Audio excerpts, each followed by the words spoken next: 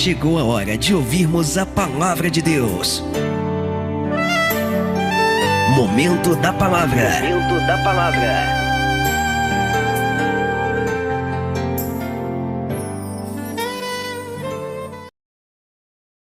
O Senhor esteja sobre a minha vida. E ele faz um segundo pedido, ele diz: que haja na minha vida grandes territórios. Depois Jabez diz assim: que a mão do Senhor seja comigo, e que o inimigo nunca venha me afrontar. Eu aprendi com Jabez que para que as minhas dores sumam da minha vida, eu preciso pedir a Deus a sua bênção, a sua mão, que os meus territórios sejam ampliados, porque isso causa dor em nós. Maria estava prestes a dar à luz àquela criança prometida por Deus, chamada Jesus, o Emanuel, Deus conosco. E ele não saía, a criança estava travada, porque era uma virgem que estava dando à luz a uma criança. O ímã não rompia, o osso da bacia não deslocava, a criança queria passar e não tinha jeito. No momento do desespero, imagino José saindo correndo em busca de ajuda, aleluia, e Maria dizendo: vai morrer, vai morrer, vai morrer. Mas o próprio Senhor Jesus, no Salmo 22, verso 9, o que ele disse? Tu és o meu Deus, o meu Senhor, tu me pariste desde a madre. O próprio Deus desceu do céu, se pôs em frente a Maria e arrancou a criança para fora. Aleluia. Porque no momento de dor, Deus sempre vem. No momento de dor, Deus sempre está presente. No momento de dor, e as pessoas que estão sendo geradas, os propósitos que estão sendo gerados, causam dores. Causam dores. Maria disse assim para o anjo, quando ela recebe a notícia que daria à luz o filho: pega essa, tu conceberás. E ela disse: como? Não conheço homem ainda. O que você vai gerar, está gerando, não depende de homem. Põe isso na sua cabeça. Um grande empresário de Lagoa da Prata me mandou um áudio ontem, e ele disse para mim, falou na minha cara: você não vai conseguir, você não vai vencer, você não vai romper, sozinho você não consegue, volta para onde você estava. Eu falei para ele: não, eu peguei para mim a palavra de Maria. Eu não conheço homem algum, eu não dependo de homem nenhum, porque eu sei que a virtude do Espírito vai descer. E quando a virtude do Espírito desce, ele começa a gerar dentro de nós. E aquilo que ele gera dentro de você, ele mesmo arranca para fora. Ele mesmo faz o parto. Ele faz dar a luz, aleluia. Pode estar sem forma, pode estar vazio, mas ele vai chegar e dizer: haja luz, haja luz, haja luz, haja luz, aleluia. Haja luz. É ele quem faz a luz sair das trevas. Aleluia. Todos encontraram João 29? A irmã Andréia também, muito obrigado. Dirigente desse círculo abençoado de oração. Eu lembro que na primeira vez que eu fui convidado a ministrar numa festividade foi no círculo de oração, ali no setor 2. E dali para frente a minha vida mudou.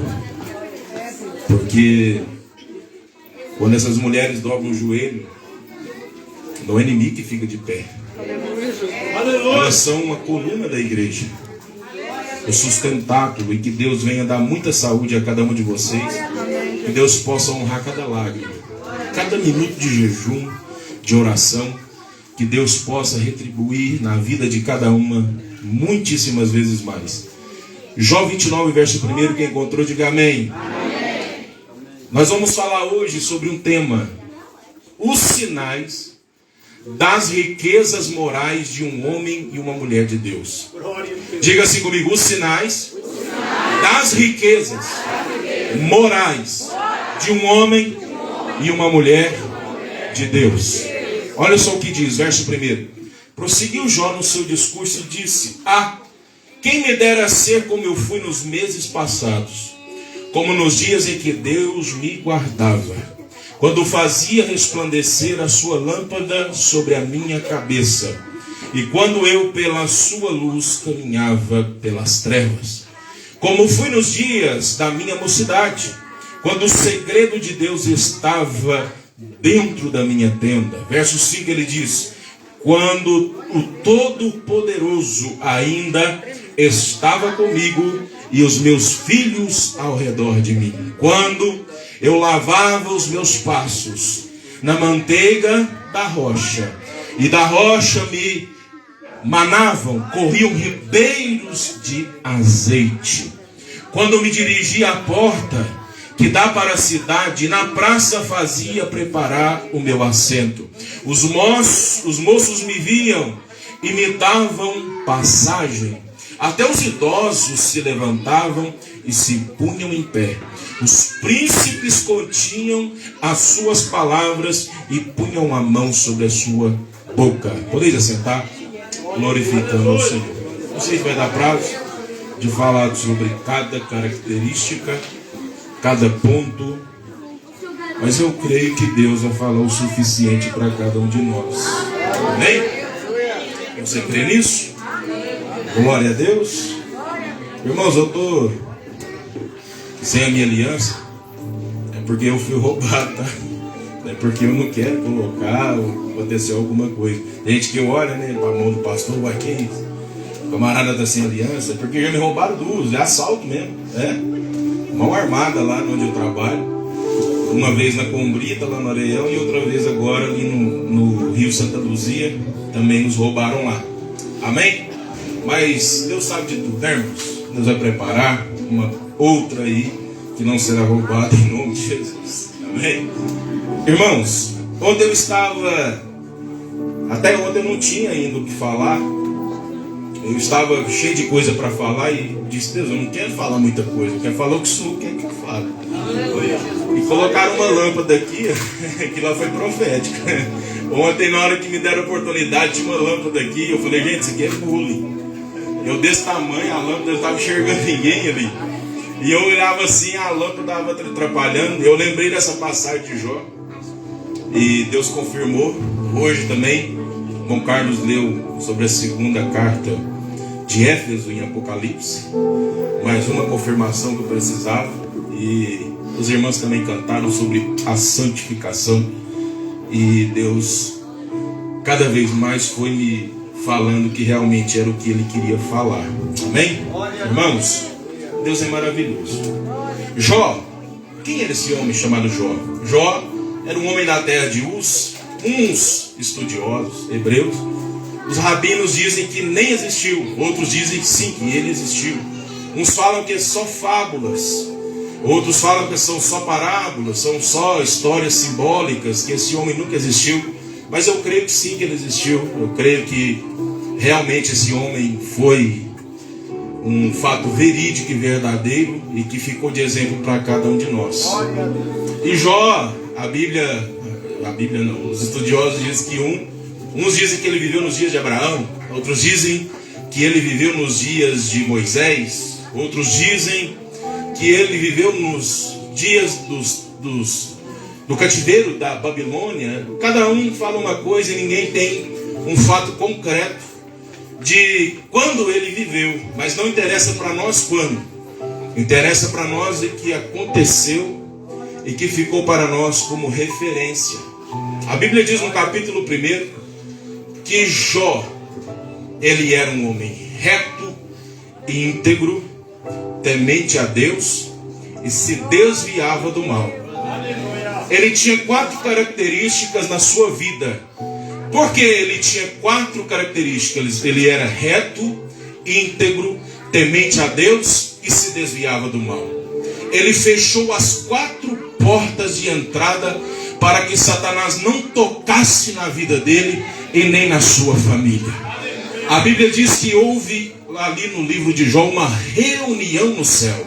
Os filhos de Deus ali, que são os anjos, se apresentaram na presença do Senhor, porque esta reunião sempre acontece no mundo espiritual. Os anjos se reuniram e Satanás também veio no meio deles. Por quê? Porque ele também é filho, ainda que caiu, ainda que bastardo, ainda que errou, ainda que pecou, ele é um filho, mas não perdeu o seu lugar e ele precisa se apresentar. Ele precisa se apresentar na reunião. E Deus olha para ele e diz: de onde vens? E ele diz: eu venho de rodear por sobre a terra, de ir e vir por ela. E Deus disse: tu viste o meu servo Jó, que é reto, íntegro, temente a Deus e se desvia do mal? Uma coisa é eu vir aqui pregar sobre o céu, e outra coisa é o céu pregar sobre mim. Aleluia. Uma coisa é você vir aqui falar de Jesus, outra coisa é você estar aqui e Jesus lá no céu falar de você. Uma coisa é tu ter fama na terra e outra coisa é tu ter fama lá no céu. Uma coisa é ser conhecido aqui por milhares de pessoas, mas outra coisa é você ser conhecido e reconhecido no céu. Aleluia. Irmãos, imagina que coisa maravilhosa Deus perguntar para Satanás sobre a sua pessoa.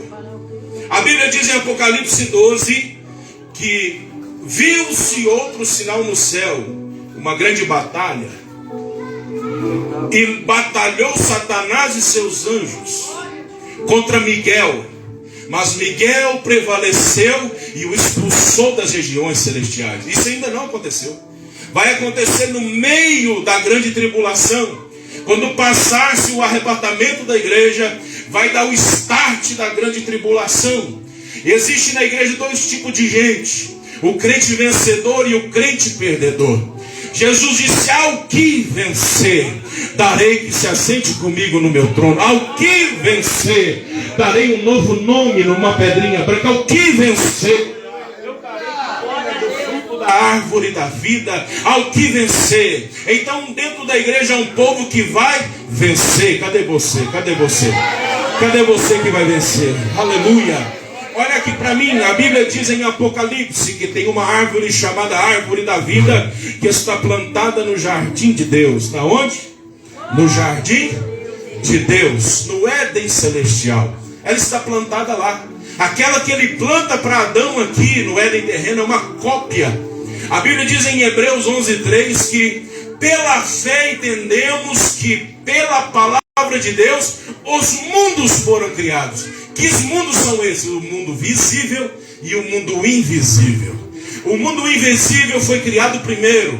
No princípio criou Deus os céus e depois a terra. Ou seja, de maneira que tudo que é visível veio do que é invisível. Ou seja, tudo que você vê a olho nu é cópia do celestial.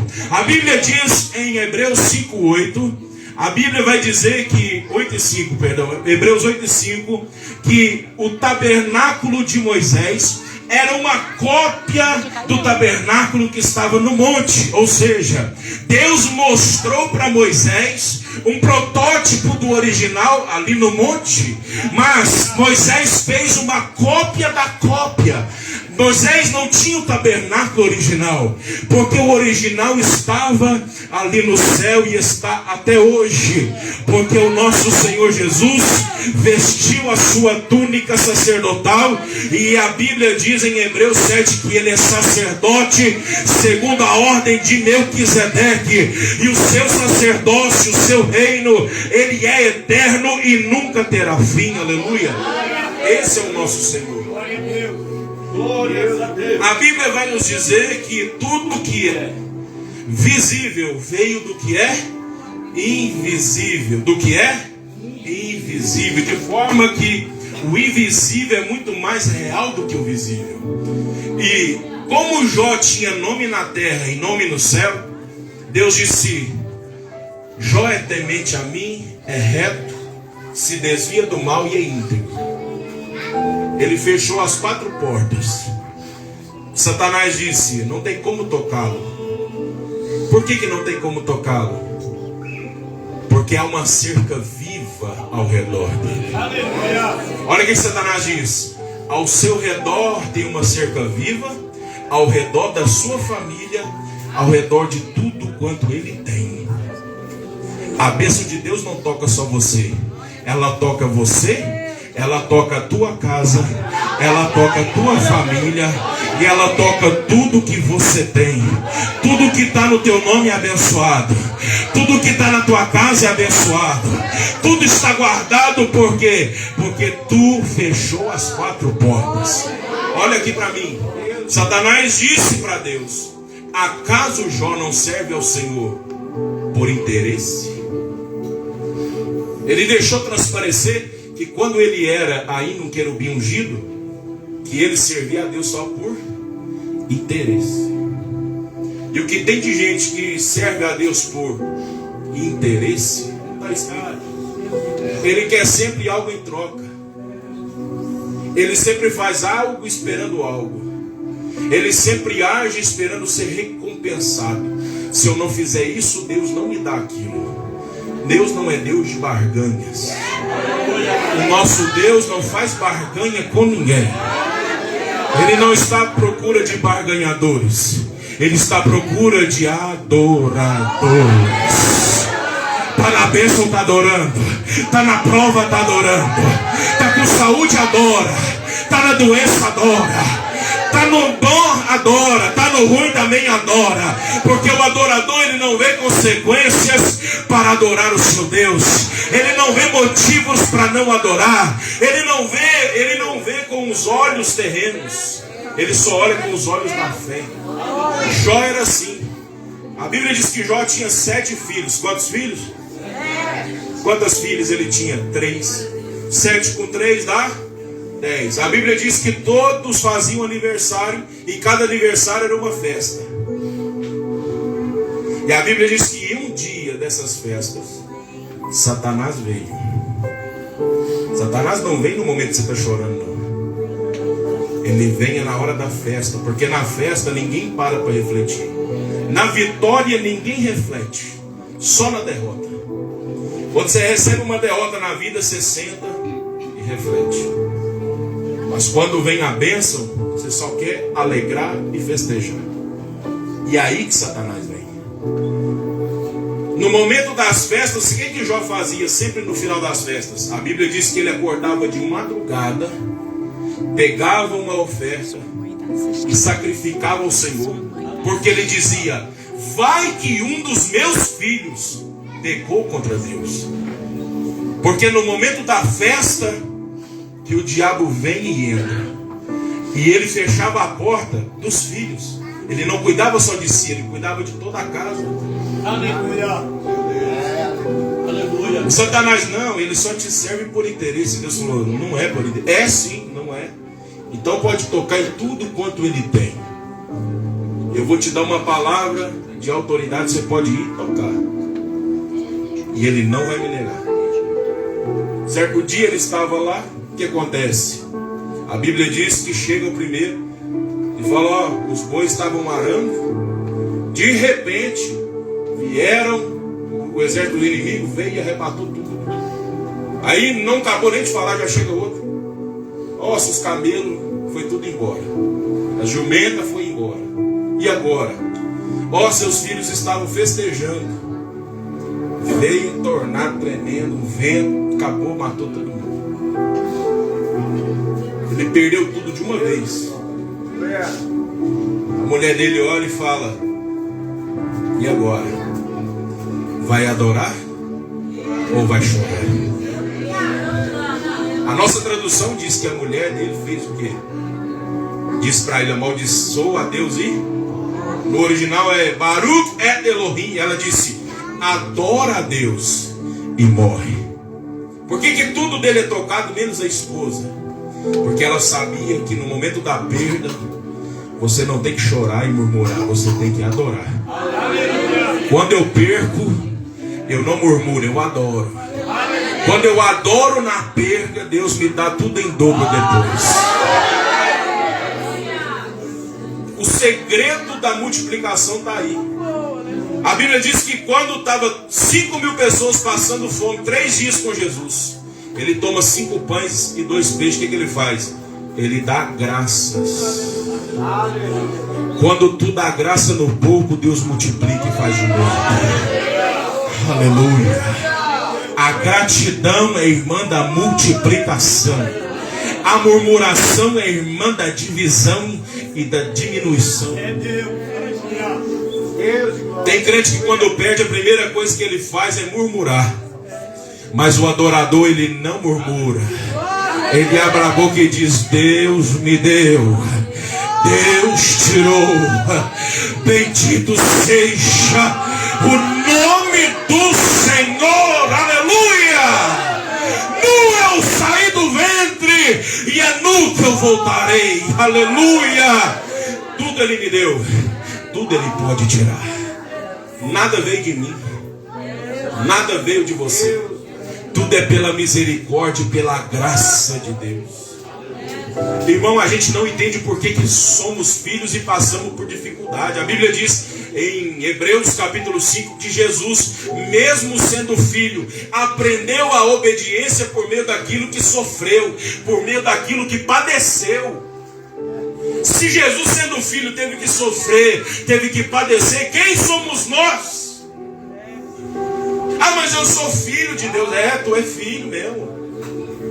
No grego tem duas palavras para filho: huios e teknon. O filho teknon é aquele filho menor de idade. O huios é aquele maior de idade.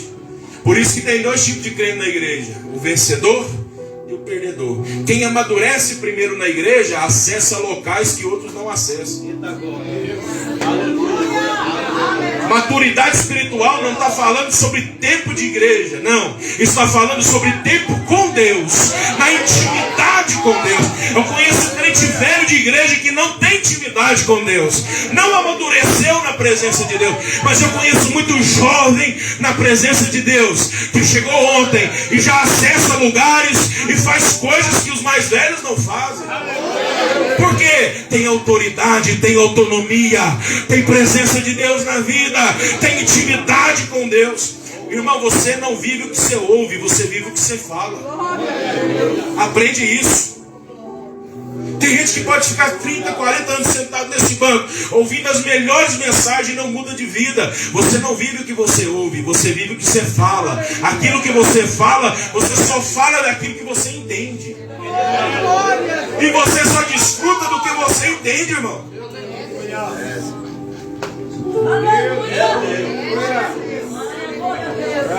O diabo pregou dentro das igrejas que o inimigo não tem acesso naquilo que você pensa no seu coração. Para de graça, irmão. Jesus disse que a semente que cai à beira do caminho, vem as aves e come.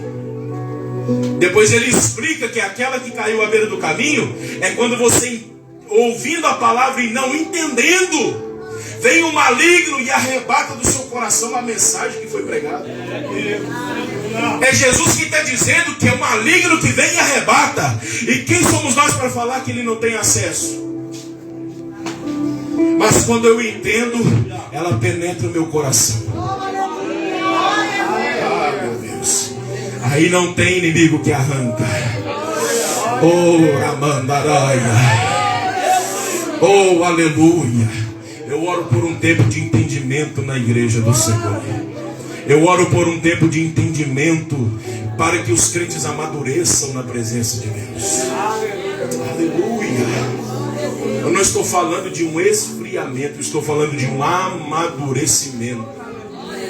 Aleluia. O fogo maduro não é aquele que tem só fogo puro e nem só fumaça. É aquele que dá brasa. Tem brasa aqui? Tem brasa ali? Tem brasa aí? Tem brasa? Tem brasa, tem brasa, tem brasa, tem brasa.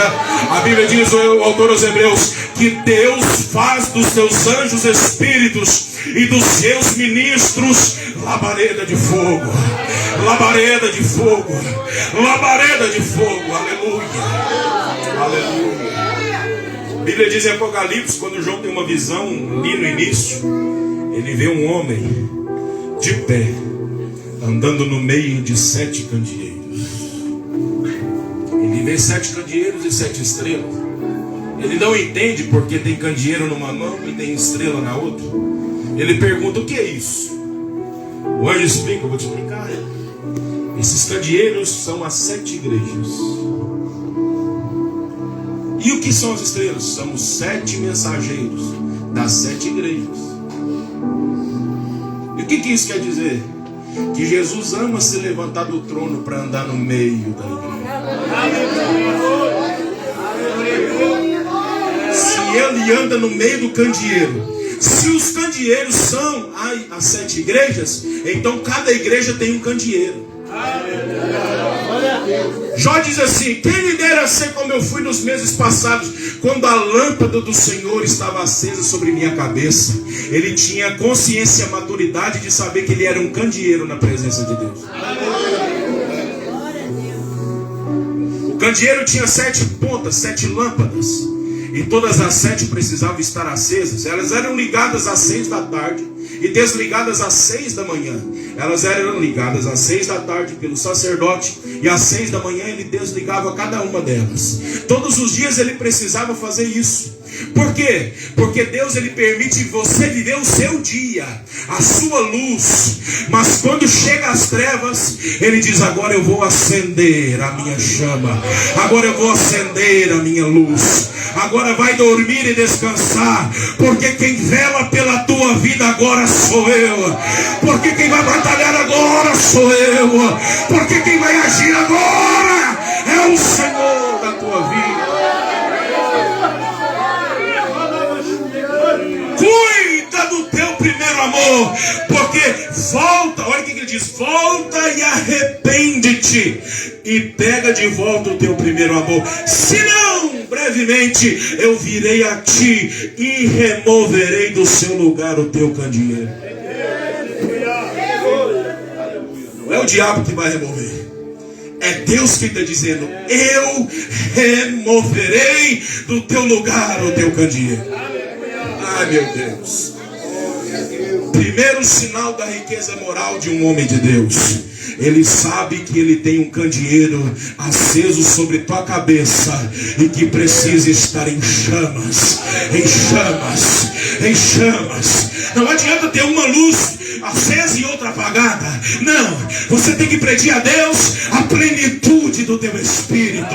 A Bíblia diz em Isaías capítulo 11, do verso 1: vai brotar um rebeto do tronco de Jessé, o filho de Davi. Vai brotar, e esse se chama Jesus, e sobre ele está o Espírito do Senhor, o Espírito de sabedoria, o Espírito de conhecimento, o Espírito de discernimento. O Espírito do Senhor está 7 vezes aceso sobre a tua vida. Sabe o que Jesus teve sucesso no seu ministério? É porque ele tinha as 7 chamas, as 7 lâmpadas acesas sobre a tua vida.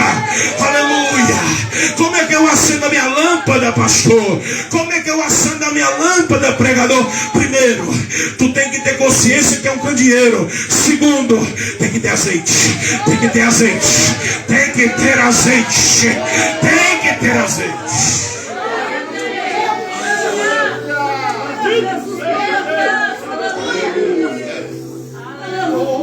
Só que não é qualquer azeite, não. A Bíblia diz que Deus olha para Moisés e fala: Moisés, me faça um candeeiro em formato de amêndoa. Meu Deus. O candeeiro era em formato de amendoeira. Amendoeira dá azeite, sim ou não? Quem já viu o azeite de amêndoa? Quem já viu? Deus falou: o azeite do candeeiro de amêndoa não é azeite de amêndoa. Coloca azeite de oliveira. Porque a minha unção não me enche. O meu azeite não serve para mim. Ninguém é autossuficiente na presença de Deus. Deus está dizendo: faz o candeeiro, faz ele de amêndoa, mas coloca azeite de oliveira. Azeite de oliveira. Nós não somos melhores separados, nós somos melhores juntos. Nós não somos melhores desunidos, não. Nós somos melhores unidos. Jesus disse em João 17: Pai, eu não rogo para que tire eles do mundo, mas eu rogo para que o Senhor os livre do maligno, para que eles sejam um, como eu e tu somos um, Senhor. Ele não não disse que nós temos que ser iguais. Ele disse que temos que ser um. Aleluia. Temos que ser unidos. Quando você pega um saco de laranja e abre ele, vai uma para cada lado. Mas se tu partir ele e fazer uma laranjada, nunca mais se separa. Se você pega um saco de batata e abre ele, vai uma para cada lado. Mas se tu cozinha e faz o purê, nunca mais se separa. Aleluia. Cadê você? Cadê você? Cadê você? Cadê você, adorador? Cadê? Cadê? Cadê? Cadê? Cadê? Cadê? Aleluia, aleluia. Aleluia. Cadê você? Aleluia.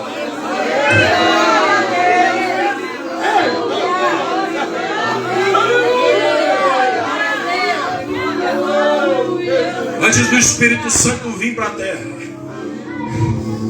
vou falar.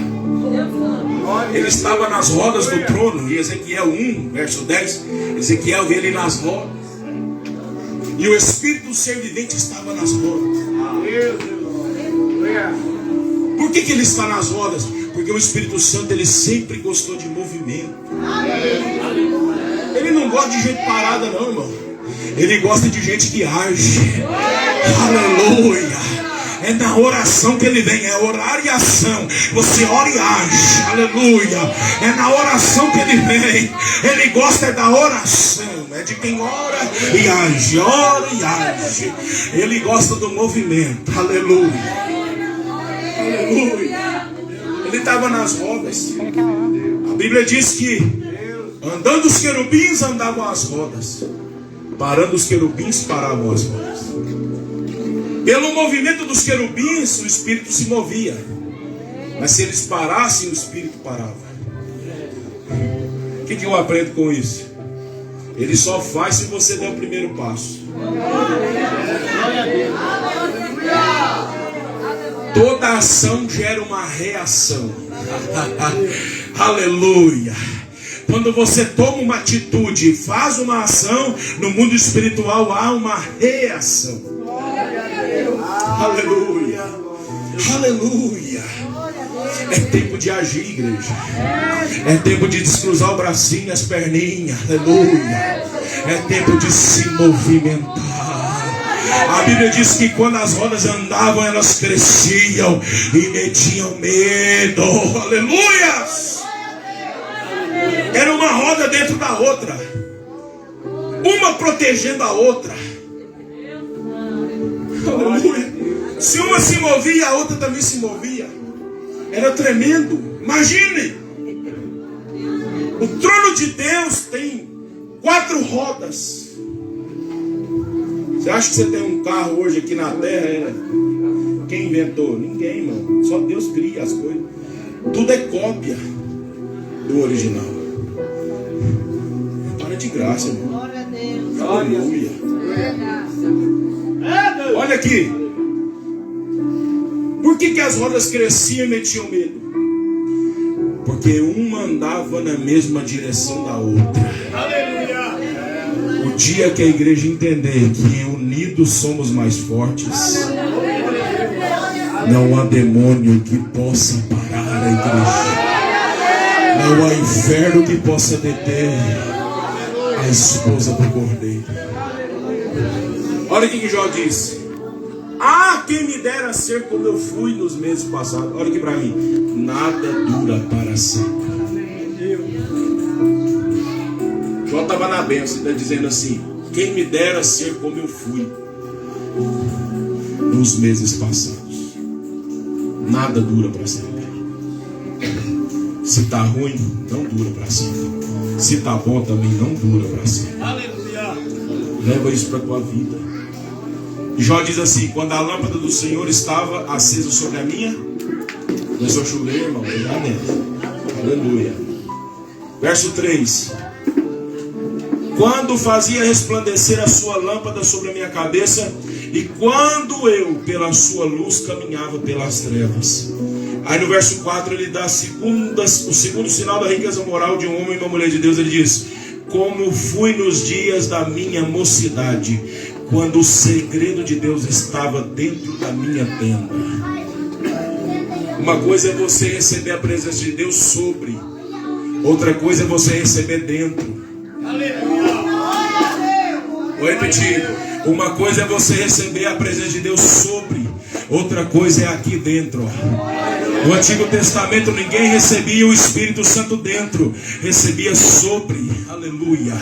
Agora no Novo Testamento você recebe Ele por inteiro dentro de você. Ele te transforma de dentro para fora.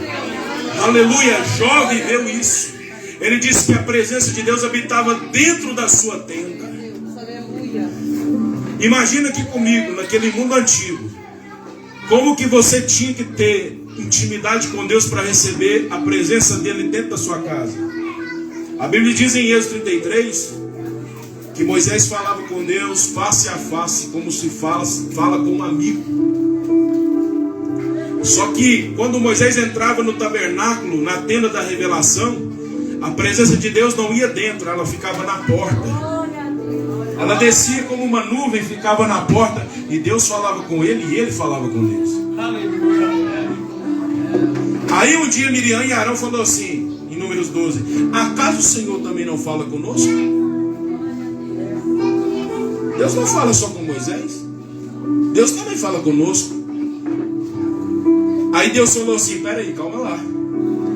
Se eu quiser falar com um de vocês, eu falo por sonhos, eu falo por visões, mas não é assim com meu servo Moisés, que é fiel a mim em toda a minha casa. Com ele eu falo face a face, olho no olho, bafo no bafo. É diferente. Aleluia. Respeita a liderança, meu querido. Aleluia. Deus fala com todos nós. Mas já viu quando o seu pastor chega no púlpito e fala: irmãos, eu estava orando e Deus me tocou para fazer tal coisa. Já viu isso? Aleluia. Irmãos, eu estava em oração e Deus me levantou e me disse: faça isso, meu filho. Faça isso, minha filha. Aleluia. Já viu isso acontecendo? Pastor falando isso? Já viu? Porque Deus fala com autoridade face a face. Deus respeita a autoridade. Deus respeita a autoridade.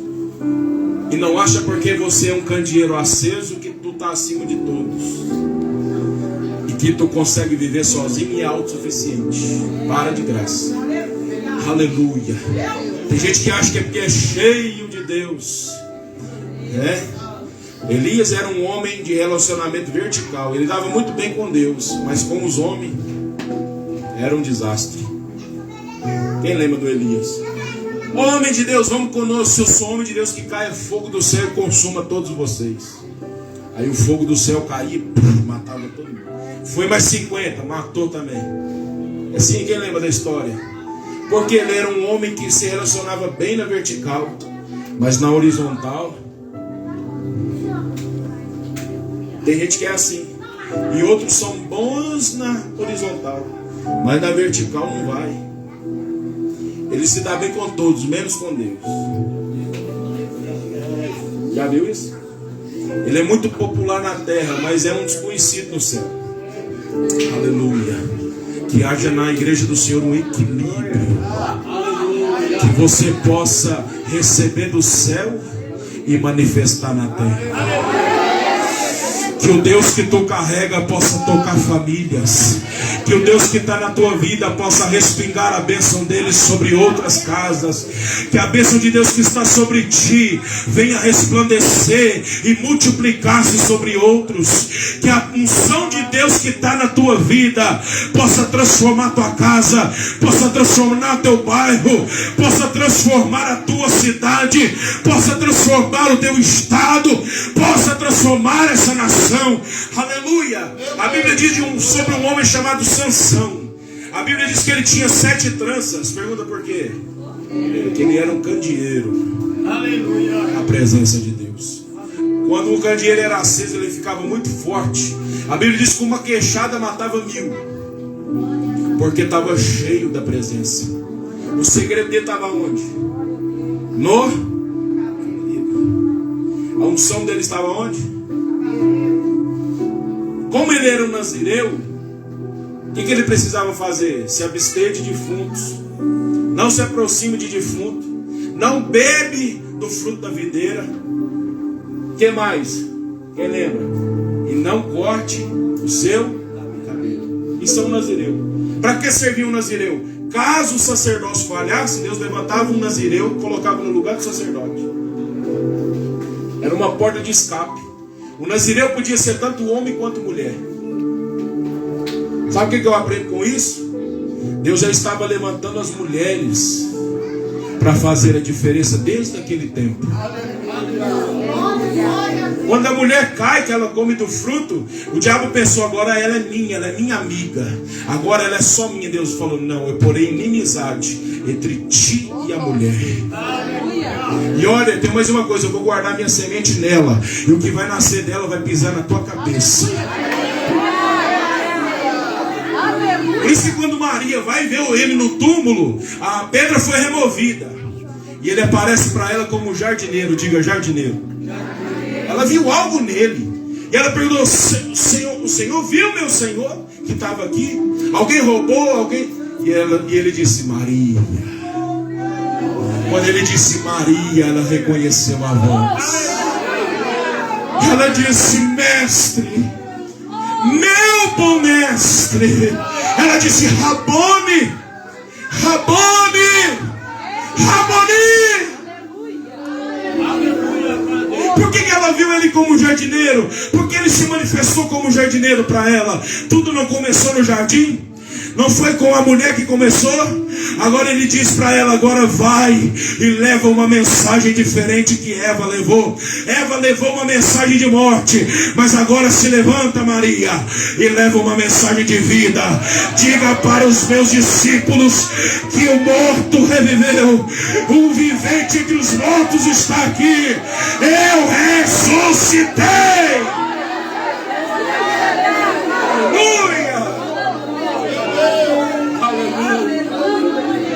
Aleluia, aleluia. Deus confiou o filho dele em uma mulher. Deus colocou o filho dele nas mãos de uma mulher, nos cuidados de uma mulher, e disse, cria.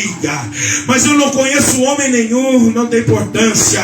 É a virtude do Espírito que vai vir sobre ti, e tu conceberás, e também darás à luz. Eu te dou minha palavra que tu não morre. Aquilo que eu estou colocando dentro de você, eu vou gerir, eu vou cuidar, e eu vou fazer trazer a luz. Eu vou trazer a luz sobre a tua vida.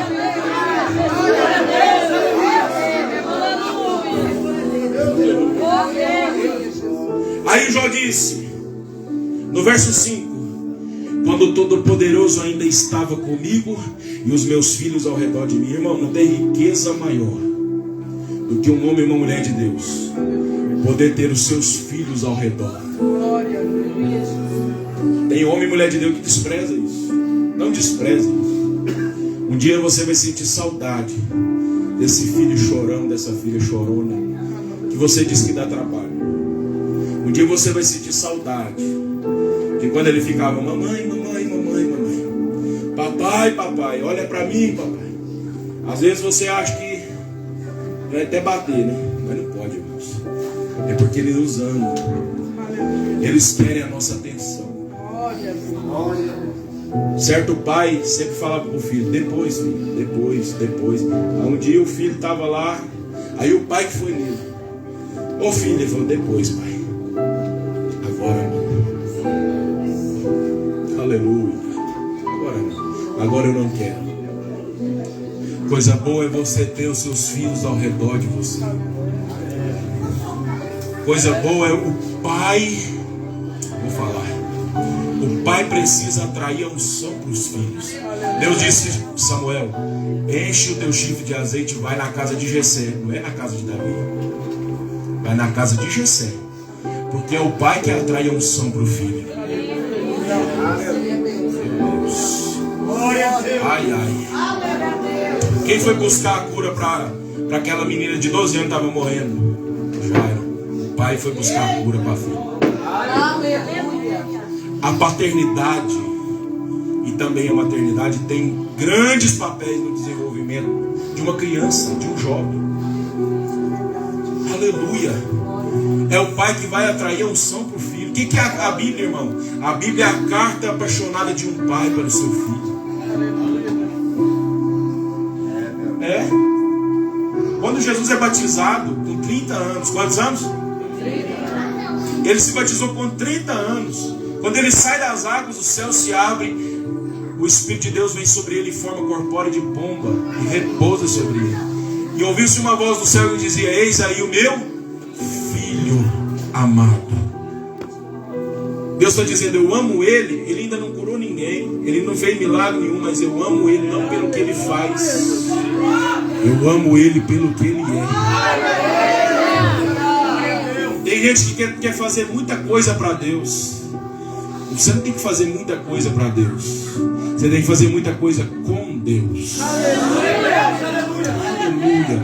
E tem gente fazendo coisa para Deus sem Deus pedir ou mandar. Aleluia. Tem que fazer muita coisa para Deus para se sentir amado. Você tem que se sentir amado primeiro, para depois fazer algumas coisas para Deus. Tu é filho amado. Quem te chama de evangélico é a revista Veja. A Bíblia te chama de filho, herdeiro conforme a promessa. Tu é filho. Salmo 2, verso 7. Tu és meu filho, hoje te gerei. Pede-me, te darei as nações por herança. Deus não te chamou para ser filho, para ganhar casa, para ganhar carro, nada disso. Ele pode até te dar, mas o principal é: pede-me, te darei as nações por herança. As nações por herança. Nós, junto com Cristo, vamos reger as nações. Aleluia. O governo de Cristo sobre esta terra se manifestará no final da grande tribulação. Ele dará o start no seu reino milenar, e a igreja do Senhor estará com ele. Aleluia. Ele virá na frente no seu grande cavalo branco, com sua veste salpicada de sangue, e sobre a manto, sobre a sua coxa está escrito o nome que está sobre todo nome: Rei dos Reis e Senhor dos Senhores. Rei dos Reis e Senhor dos Senhores. E atrás dele lá vai o seu grande exército, montado sobre seus cavalos brancos, seguindo o seu Senhor, o capitão dos exércitos, o Rei dos Reis, o Senhor dos Senhores. A Bíblia diz que ele vai reger as nações com vara de ferro. Aleluia. A Bíblia diz que naquele dia todo joelho se dobrará e toda língua confessará que só o Senhor é Deus. Só o Senhor é Deus. Aleluia. Aleluia. Cadê você que vai estar lá? Cadê você que vai estar lá? Cadê você, vencedor? Cadê você, vencedora? Cadê você, adorador? Cadê você, adoradora? Ele vai te tocar nesses dias. Ele vai te transformar nesses dias em um verdadeiro adorador, em uma verdadeira adoradora. É tempo de transformação. É tempo de passar por uma metanoia, uma metamorfose na nossa mente, para que a nossa mente esteja conectada à mente dele, o nosso coração esteja conectado ao coração dele. É tempo de transformação. Transformação. Transformação. Ah, mas o partido B não ganhou, quem ganhou foi o partido A. Não importa, o homem que estiver na cadeira da presidência, porque nós não dependemos do homem, nós só dependemos da presença, da presença, da presença do Senhor Jesus sobre nossa vida. Aleluia. Malaquias capítulo 4. O profeta Malaquias diz: adiante de vós eu envio o profeta Elias, e ele converterá o coração dos pais aos filhos e dos filhos aos pais.